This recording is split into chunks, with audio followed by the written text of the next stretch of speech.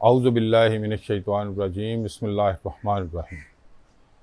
ضرورت اور خواہش آزادی ذمہ داری کا دوسرا نام ہے۔ جیسے جیسے آپ اپنی ذمہ داریوں کا بوجھ خود اٹھاتے جائیں گے، آپ آزاد ہوتے چلے جائیں گے، آپ خود مختار ہوتے جائیں گے۔ آپ کی خواہش آپ کو آپ کی تقدیر پر اعتراض کرنے پر بھی مجبور کر دیتی ہے۔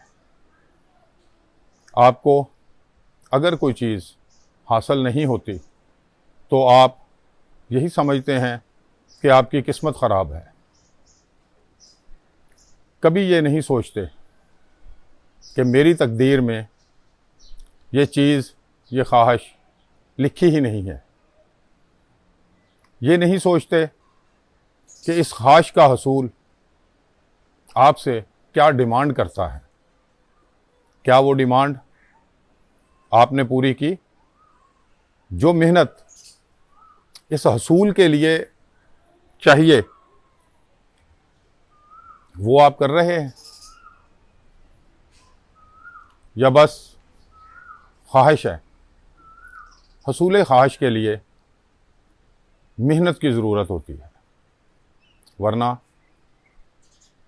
اگر آپ کے ٹول پورے نہیں ہیں تو پھر حاصل کا حاصل نہ ہونا آپ کے خیال پر منحصر ہے، اور دعا کی ضرورت ہے۔ پھر بھی اللہ تعالیٰ اپنے خاص بندوں کو خیال کے ذریعے خواہش سے نکال لیتا ہے۔ وہ آپ کے دل سے اس خواہش کو ہی مٹا دیتا ہے اگر آپ کا تعلق اللہ کے ساتھ ہے تو۔ تقدیر پر اعتراض نہیں کرنا چاہیے۔ اگر آپ کا یہ اعتراض ختم ہو جائے تو بڑی آسانی سے آپ خواہش کے چنگل سے نکل سکتے ہیں۔ خواہش پیدا کیسے ہوتی ہے؟ یہ ایک بڑا سوال رہا ہے، لیکن آپ نے کبھی اس پر غور ہی نہیں کیا۔ خواہش کو جب آپ ضرورت سمجھ لیتے ہیں تو آپ کو آپ کی خواہش تنگ کرتی ہے، جس کی وجہ سے آپ اپنی تقدیر پر بھی اعتراض کرنا شروع کرتے ہیں۔ مثال کے طور پر، اگر آپ کسی جگہ لکھا دیکھتے ہو کہ جس کا گھر اس سوسائٹی میں ہے وہ خوش نصیب ہے، یہ پڑھتے ہی آپ کے اندر ایک خواہش جنم لیتی ہے جو آپ کو سمجھاتی ہے کہ کیا تم خوش نصیب نہیں ہو؟ تو اندر ہی سے جواب ملتا ہے کیوں نہیں؟ پھر آپ اس خواہش کو اپنی ضرورت سمجھنا شروع کر دیتے ہو اور تقدیر پر بھی اعتراض کی مہر ثبت کر دیتے ہو۔ اسی طرح خواہش پیدا ہو جاتی ہے، اسی طرح آپ اس خواہش کے چنگل میں پھنس جاتے ہو۔ پھر اس خواہش کو پورا کرنے کے لیے آپ بینک کا قرض وغیرہ لے کر اس کے چکر میں پڑ کر پریشان ہو جاتے ہو۔